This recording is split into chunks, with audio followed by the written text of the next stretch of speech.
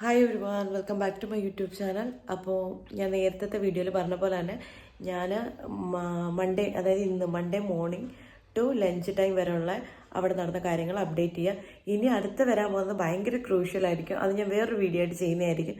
കാരണം big boss നിർത്താൻ പോകുന്നു, നിർത്തി വെക്കുന്നു എന്നൊക്കെയുള്ള ന്യൂസ് നിങ്ങളും കണ്ടിട്ടുണ്ടാവും. അതിൻ്റെ അപ്ഡേഷൻ ഞാൻ അടുത്ത വീഡിയോയിൽ ലോഡ് ചെയ്യുന്നതായിരിക്കും. ഓക്കെ, അപ്പോൾ നേരെ വീഡിയോയിലോട്ട് പോകാം.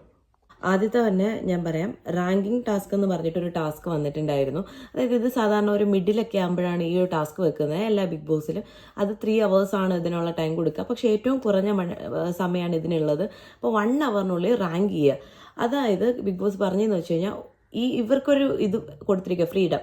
അതിൽ ഇവർക്ക് തന്നെ സെലക്ട് ചെയ്യാം ആരാണ് ഒന്നാമതെത്തിയേക്കുന്നത്. 19 പേരായിട്ടാണ് ഇതിൽ സ്പെഷ്യലായിട്ട് പറഞ്ഞേക്കുന്നത്. ആദിലയും നൂറയും 2 തന്നെ എടുക്കാൻ വേണ്ടിയിട്ട്, ഒറ്റ കണ്ടസ്റ്റൻ്റ് അല്ല, 2 തന്നെ എടുക്കാൻ പറഞ്ഞിട്ടുണ്ട്. അതുകൊണ്ട് 19 ഇത് കൊടുത്തിട്ട് എന്ത് ചെയ്തു, റാങ്ക് ചെയ്യാൻ വേണ്ടിയിട്ട് അതിനുള്ളത്. പക്ഷേ ഇതിൽ എന്താ ഗുണം എന്ന് വെച്ച് കഴിഞ്ഞാൽ 1 തൊട്ട് 19 സ്ഥാനങ്ങൾ നേടിയെടുക്കണം. 1 hour ഇതിന്റെ ടൈം. അതായത് ഇവർക്ക് ഡിസൈഡ് ചെയ്ത് ഈ 1 തൊട്ട് 19 വരെ ആൾക്കാർ നിരന്നിരിക്കാനുള്ള സമയം അത്രയാണ്. ഒന്നാമത് വരുന്നയാൾക്ക് മികച്ച വ്യക്തി എന്നുള്ള രീതിയിൽ, അതായത് ടാസ്കിലായാലും എല്ലാ കാര്യത്തിലായാലും മികച്ച വ്യക്തി. 19 വരുന്ന ആൾ മോശമായിട്ടുള്ള വ്യക്തി.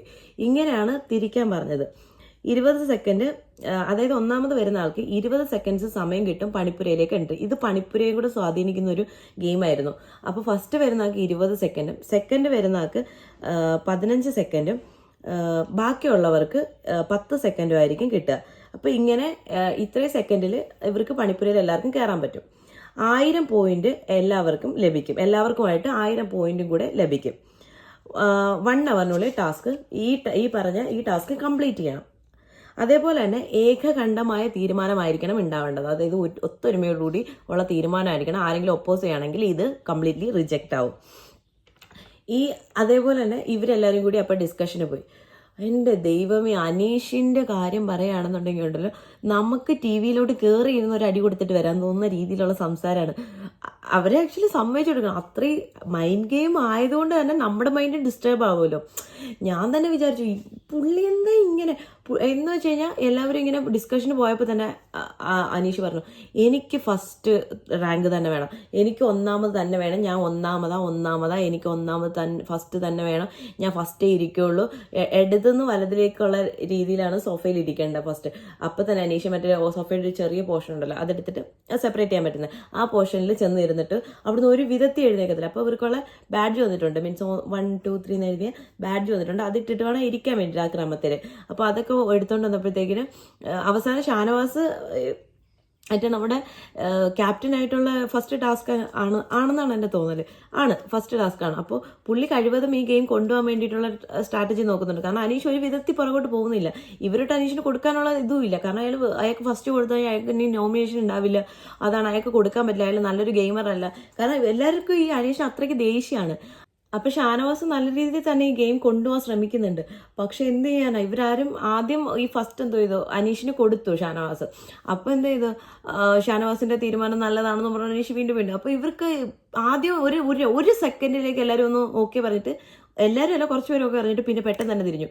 അങ്ങനെ ഇപ്പോൾ ഇവന്റെ ഔദാര്യത്തിലൊന്നും വേണ്ട, ഫുഡ് മാക്സിമം നമ്മൾ ഇത് ചെയ്ത് കഴിക്കും, വസ്ത്രങ്ങൾ നമ്മൾ ഉള്ളതിടും, നമുക്കിനിപ്പോൾ പണിപ്പുര ടാസ്ക്. കാരണം ഇതിൽ എന്തുകൊണ്ടാണ് ഷാനവാസ് ഈ തീരുമാനം എടുത്തു എന്ന് വെച്ച് കഴിഞ്ഞാൽ, ഇതിൽ ഏകകണ്ഠമായിട്ട് തീരുമാനിക്കാതെ ഒരാൾ ഒപ്പോസ് ചെയ്ത് കഴിഞ്ഞാൽ ഇത് മൊത്തത്തിൽ ക്യാൻസൽ ആയിപ്പോകും. ഇവർക്ക് ആ ഗെയിമിൽ പോലും എൻ്റർ ചെയ്യാൻ പറ്റില്ല, പണിപ്പുരയിലൊന്നും എൻ്റർ ചെയ്യാൻ പറ്റത്തില്ല.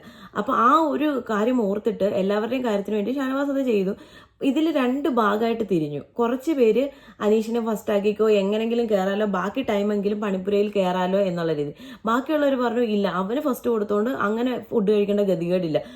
ആക്ച്വലി ഇത് കംപ്ലീറ്റ് വാശിയുടെ പുറത്ത് ആ ഒരു ടാസ്ക് പാളിപ്പോയി. കാരണം വെച്ച് കഴിഞ്ഞാൽ ഏകകണ്ഠമായ തീരുമാനം ആയിരുന്നില്ല, ഇതിന് ഒപ്പോസിഷൻ ഉണ്ടായിരുന്നു. അപ്പോൾ അതുകൊണ്ട് തന്നെ പണിപ്പുരയിൽ ഈ വീക്കിൽ 2 വട്ടം പോകാവുന്ന പണിപ്പുരയിലേക്ക് 1 വട്ടത്തേക്ക് ആയിട്ടുണ്ട്. അതിൻ്റെ ടാസ്കിന് വേറെ വരും. അപ്പോൾ ഇവർക്ക് ആർക്കും എന്ത് ചെയ്യാൻ പറ്റിയില്ല, കയറാനും പറ്റിയില്ല. ആ 1000 പോയിന്റ് നഷ്ടപ്പെടുകയും ചെയ്തു. ഇവർ ആക്ച്വലി ഗ്രൂപ്പിസം കളിക്കാനാണോ അവിടെ വന്നത്, അത് ഇൻഡിവിജ്വൽ ഗെയിം കളിക്കാനാണോ വന്നതെന്നുള്ളതാണ് എനിക്ക് സംശയം. ലാലേട്ടൻ പറഞ്ഞത് അത് ഇഗ്നോർ ചെയ്യുക, അതിനെ കൗണ്ടർ ചെയ്ത് നിങ്ങൾ കയറ്. പിന്നെ ഒരു കാര്യം എന്ന് വെച്ച് കഴിഞ്ഞാൽ, ഇനിയിപ്പോൾ പുള്ളിയെ ഫസ്റ്റ് ആക്കി കഴിഞ്ഞാൽ ഇതിനകത്ത് വേറെ ഇനി 7ന്റെ പണി വല്ലതും വരുമോ എന്നുള്ളൊരു പ്രശ്നവും കൂടി നിൽക്കുന്നുണ്ട്. അത് സെലക്ട് ചെയ്താലേ അറിയത്തുള്ളായിരുന്നു. ഇപ്പം ഇവരെടുത്ത തീരുമാനം ശരിയോ തെറ്റോ എന്ന് പറയാനും നമുക്ക് പറ്റില്ല. എങ്കിലും ഒരു 80% ഗെയിം കളിക്കാമായിരുന്നു എന്ന് എനിക്ക് തോന്നി. ബാക്കിയുള്ളത് കളിച്ചാലല്ലേ എന്താണ് ഫ്യൂച്ചർ എന്ന് അറിയാൻ പറ്റുള്ളൂ. പക്ഷെ ഇവരൊട്ട് ആ ഒരു ഇതിലല്ല എടുത്തേക്കുന്നത്. ഇതിൽ തന്നെ അനു, ശാരിക, അഭിലാഷ്, രണ, നിവേൻ, അതുപോലെ തന്നെ ഇവരൊക്കെ ഒരു സൈഡ് വാല്യൂ ഉണ്ട്. ഇവർ പറയുന്നുണ്ട് ഒന്നും കിട്ടാത്തതിനേക്കാളും നല്ലതല്ലേ എന്തെങ്കിലുമൊക്കെ കിട്ടണത്. ഇപ്പം 20 സെക്കൻഡ് പുള്ളിക്ക് കിട്ടിയാലും ബാക്കി സെക്കൻഡ് വരുന്ന ആൾക്ക് 15 സെക്കൻഡ് കിട്ടുന്നുണ്ട്, ബാക്കിയുള്ളവർക്ക് എത്ര സെക്കൻഡ് 10 സെക്കൻഡ് വീതം കിട്ടുന്നുണ്ടല്ലോ. അപ്പോൾ ആ ഒരു രീതിയിൽ എല്ലാവർക്കും മത്സരിക്കാമായിരുന്നു എന്നുള്ള രീതിയിൽ പറയുന്നുണ്ട്. അങ്ങനെ ഒരു ഗ്രൂപ്പിസം വരുന്നുണ്ട് കേട്ടോ അങ്ങോട്ട്. അനീഷിൻ്റെ അടുത്തോട്ട് കുറച്ച് പേർക്ക് ഒരു ചായ വന്നിട്ടുണ്ട്. കാരണം ലാലേട്ടൻ ഇത്രയും സപ്പോർട്ട് ചെയ്ത് സംസാരിക്കുന്നത് എല്ലാവരും കേട്ടതാണല്ലോ. അപ്പോൾ കുറച്ചെങ്കിലും അവർക്ക് തോന്നിയിട്ടുണ്ടാവും മിക്കവാറും അനീഷിൻ്റെ ഗെയിം നല്ലതാണെന്നുള്ള ഒരു വിചാരം വന്നിട്ടുണ്ടാവും. അതായിരിക്കാം അതിന് ഞാൻ കാരണം അത് പറയാനുണ്ടായ കാരണം ഇന്നലെ ഇത് കഴിഞ്ഞതിന് ശേഷം സൺഡേയിലെ ബിഗ് ബോസിൻ്റെ ആ ഒരു ലൈവ് കഴിഞ്ഞ ശേഷം പിന്നെ ആഫ്റ്റർ ഒരു ലൈവ് വന്നിട്ടുണ്ടായിരുന്നു ഇവരുടെ ബിഗ് ബോസ് ഹൗസിൽ. അപ്പോൾ നിവിൻ വന്നിട്ട്, ഞാൻ നിവേൻ എന്നാട്ടോ പറയുന്നത്, അപ്പോൾ നിവിൻ വന്നിട്ട് അനീഷിൻ്റെ അടുത്ത് പോയി കെട്ടിപ്പിടിക്കുന്നു, എനിക്കൊരു ചേട്ടൻ്റെ വാത്സല്യം വേണമെന്ന് പറഞ്ഞ് ഭയങ്കര കോമഡി ആയിട്ട് ഭയങ്കര സ്ക്രീൻ സ്പേസ് ഉണ്ടാക്കാൻ നോക്കുന്നുണ്ട്. അപ്പോഴേ എനിക്ക് തോന്നി എവിടേക്കോ ചായവുണ്ട് എന്നുള്ളത്. അപ്പോൾ ശാരികയ്ക്കും ശാരികയും ഇത് ക്യാപ്ചർ ചെയ്തിട്ടുണ്ട്. എന്ന് വെച്ച് കഴിഞ്ഞാൽ ലാലേട്ടൻ പറയുന്നുണ്ട് പുള്ളിയുടേതായിട്ടുള്ള കളി കളിച്ചാൽ പുള്ളി എവിടെയെന്നൊക്കെ പറയത്തല്ലേ ഉള്ളൂ, നമ്മൾ നമ്മുടേതായ ഗെയിം കളിക്കുക എന്ന് പറയുന്നുണ്ട്. അപ്പോൾ ഇവർക്കൊക്കെ ആ ഒരു മൈൻഡിൽ ആ സാധനം കയറിയിട്ടുണ്ട്. അനു ഇതും പറഞ്ഞിട്ട് ഒരുപാട് പേരെടുത്ത് തർക്കിച്ചു. പുള്ളിയുടേതായിട്ട് പറഞ്ഞോട്ടെ, നമുക്ക് ഗെയിം കളിച്ചൂടെ, നമുക്ക് കിട്ടേണ്ട സാധനങ്ങളല്ലേ നിങ്ങളെല്ലാം നഷ്ടപ്പെടുത്തിയത്. ഇത്രയും വെച്ചിട്ട് എല്ലാവരും മീൻസ് ഫുഡില്ലാതെ തലകറങ്ങി വീണാൽ എന്ത് ചെയ്യും. അപ്പോൾ ജിസയിലും എല്ലാവരും കൂടി അവൻ അങ്ങനെ വേണ്ട, അവൻ നോമിനേഷനിലേക്ക് വരില്ല, അങ്ങനെയൊക്കെ വന്നു കഴിഞ്ഞാൽ ഫസ്റ്റ് വന്നു കഴിഞ്ഞാൽ ആക്ച്വലി ജിസയിലേക്ക് പേടിയതാണ്. നോമിനേഷനിലേക്ക് വന്നു കഴിഞ്ഞാൽ എലിമിനേറ്റ് ആയി പോയാലോ എന്നുള്ള പേടി അതിൻ്റെയാണെന്ന് തോന്നുന്നു പേടിയുള്ളത്. പക്ഷെ ചിലർക്കൊക്കെ ഈഗോ പ്രോബ്ലം ആണ്. അതായത് അനീഷിൻ്റെ അടുത്തുള്ള ആ ഒരു ദേഷ്യവും കാര്യങ്ങളും ഒക്കെ ഉണ്ട്. പിന്നെ ഇവർക്കൊരു ഗെയിമും കൂടി കൊടുത്തേക്കുന്നത്, ഇവർക്ക് കുറേ വിങ്സ് മറ്റേ സൂപ്പർമാൻ്റെ ഒക്കെ പോലെ ബാക്കിൽ മറ്റേ ഇതിങ്ങനെ പിടിച്ചു കിട്ടുന്ന സാധനം കൊടുത്തിട്ടുണ്ടായിരുന്നു. അപ്പോൾ അതിട്ടുകൊണ്ട് നടക്കുക, അത് കറക്റ്റായിട്ട് ഇട്ടെടുക്കുക. ഫ്രീസ് എന്ന് പറയുമ്പോൾ അനങ്ങാതെ കുറച്ച് നേരം നിൽക്കുക, അങ്ങനെ ഒരു ഗെയിമും കൂടി പറഞ്ഞിട്ടുണ്ട് കേട്ടോ ഇടയ്ക്ക്. അപ്പോൾ അങ്ങനെ ഒരു ചെറിയ സാധനം കൂടെ നടക്കുന്നുണ്ട്. ഇതുവരെ തുടങ്ങിയിട്ടില്ല കേട്ടോ. പിന്നെ അടുത്ത് നമ്മുടെ ഷാനവാസിന് ക്യാപ്റ്റൻസി കൈമാറണം. അപ്പോൾ ബിഗ് ബോസ് പറഞ്ഞു അനീഷിന് ഏറ്റവും ഇഷ്ടപ്പെട്ട എന്തെങ്കിലും ഒരു സാധനം കൊടുത്തിട്ട് ഷാനവാസിന്റെ കയ്യിലേക്ക് കൊടുത്തിട്ട് ഈ ക്യാപ്റ്റൻസി കൈമാറിക്കോ എന്ന് പറഞ്ഞിട്ട് അതിനുശേഷം നമ്മുടെ ടീമിനെ സെലക്ട് ചെയ്യുക എന്നുള്ളത്. അങ്ങനെ അനീഷ് പോയി തപ്പിയിട്ട് ഒരു സാധനം കാണുന്നില്ല. ഇട്ട മുഷിഞ്ഞ തുണികളും പുള്ളിയുടെ ഈ വൈറസും ഒക്കെ തന്നെ ഉള്ളൂ. ആകെ ഉപയോഗിക്കാത്തത് പുള്ളിയുടെ ഒരു ചീപ്പായിരുന്നു. ആ ചീപ്പ് കൊടുക്കുന്നുണ്ടപ്പോൾ ഞാൻ വിചാരിച്ചു ഇതെന്ത് ചീപ്പ് കൊടുക്കുന്നത്, ഇനിയിപ്പോൾ ആക്കാനായിരിക്കും. പക്ഷേ പുള്ളി അത് ചീപ്പായതുകൊണ്ട് തന്നെ, മീൻസ് അങ്ങനെയല്ല കേട്ടോ, ചീപ്പ് കൊടുക്കുന്നത് കൊണ്ട് തന്നെ പുള്ളി അതിനൊരു എക്സ്പ്ലനേഷൻ സ്പീച്ച് പോലെ ഒരു സാധനം കൊടുത്തിട്ടുള്ളത്. ഇത് ഞാൻ സ്നേഹത്തോടെ തരുന്നതാണ്, ബാക്കിയെല്ലാം ഞാൻ ഉപയോഗിച്ചതാണ്, ഇത് മാത്രമേ ഉള്ളൂ ഉപയോഗിക്കാത്തത്, ഞാൻ സ്നേഹത്തോടെ മനസ്സറിഞ്ഞ് തരുന്നതെന്ന് പറഞ്ഞിട്ട് കൊടുക്കുന്നുണ്ട്. അതൊക്കെ ആക്ച്വലി നല്ലതാണ്. അങ്ങനെ കൊടുത്തു. അടുത്ത നമ്മുടെ കിച്ചൺ ടീമിനെ സെലക്ട് ചെയ്തു. കിച്ചൺ ടീമിലുള്ളത് ജിസേല്, ബിൻസി, ആര്യൻ, അക്ബർ, അനീഷ്. അതിൽ അനീഷാണ് അതിനകത്തെ ക്യാപ്റ്റൻ വരുന്നത്. വെസൽ ടീമിൽ നെവിൻ, ശരത്ത്, രണ, രേണു ഇവരാണ് വരുന്നത്. അതിൽ നെവിനാണ് അതിൻ്റെ ക്യാപ്റ്റനായിട്ട് വരുന്നത്. ബാത്റൂമിൽ നൂറ, അനു, ബിന്നി, ഒനീൽ. അതിൽ ക്യാപ്റ്റനായിട്ട് വരുന്ന ഒനീലാണ്. ഫ്ലോറിൽ അബി, സരിക, ശാരിക, ശൈത്യ ഇവരെല്ലാം ഫ്ലോർ ടീമിലാണ് വരുന്നത്. പിന്നെ ജിസേലിൻ്റെ കാര്യം കൂടി ഒന്ന് പറഞ്ഞു നിർത്താൻ.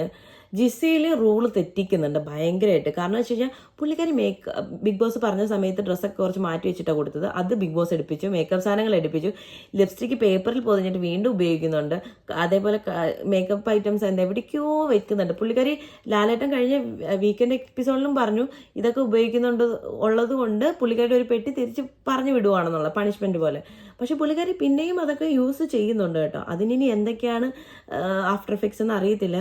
ഇഗ്നോർ ചെയ്യുമെന്ന് അറിയത്തില്ല. ഇഗ്നോർ ചെയ്യില്ലായിരിക്കാം. അതൊക്കെ നമുക്ക് കാണാം എങ്ങനെയാണ് വരിക എന്നുള്ളത്. നിങ്ങൾക്ക് വീഡിയോ ഇഷ്ടപ്പെടുകയാണെങ്കിൽ please do like, share and subscribe. And നിങ്ങളുടെ അഭിപ്രായങ്ങൾ കമൻറ്റ് ചെയ്യുക. അപ്പോൾ thanks for watching. Bye bye.